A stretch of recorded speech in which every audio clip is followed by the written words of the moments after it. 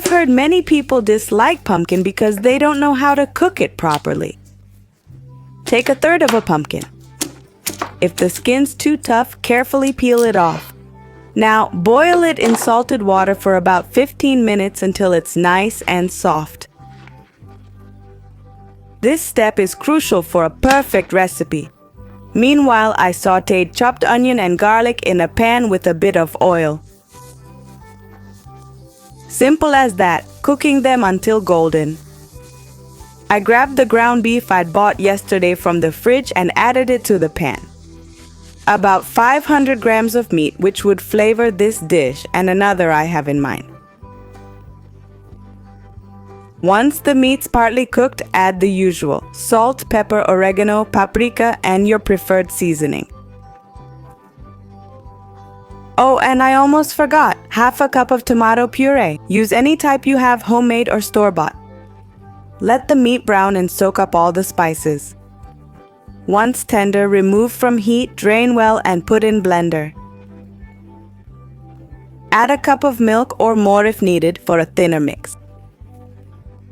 Blend everything until the mixture is smooth.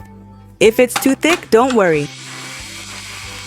Just add more milk until you get the right consistency. How's the recipe going so far? Once the mixture is ready, return it to the stove. Pour it into a pot and cook on low heat, stirring constantly. This step is key for the mixture to have a good texture. Now gradually add a cup of cornmeal. Don't add it all at once. We want it to thicken slowly. Would you like to add anything else? Tell me while you wait. Where are you watching from? I'd love to know where you're tuning in from today. If you're enjoying this, rate it from 1 to 5, buddy. Once it's all set, it's time to transfer it to a baking dish. Spread the mix evenly, making sure to cover the entire bottom. Now it's time to add the meat. The more you add, the tastier it'll be. Tell me, what meat would you use in this recipe?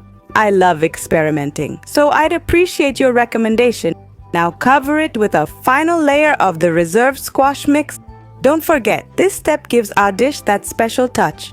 What's this dish called in your country? Let me know. The finishing touch is a good layer of mozzarella cheese. Add enough to make it nicely gratinated and crispy. Pop it in the oven and broil for about 15 minutes. I suggest letting it cool a bit before eating. Tell me what you think of the result.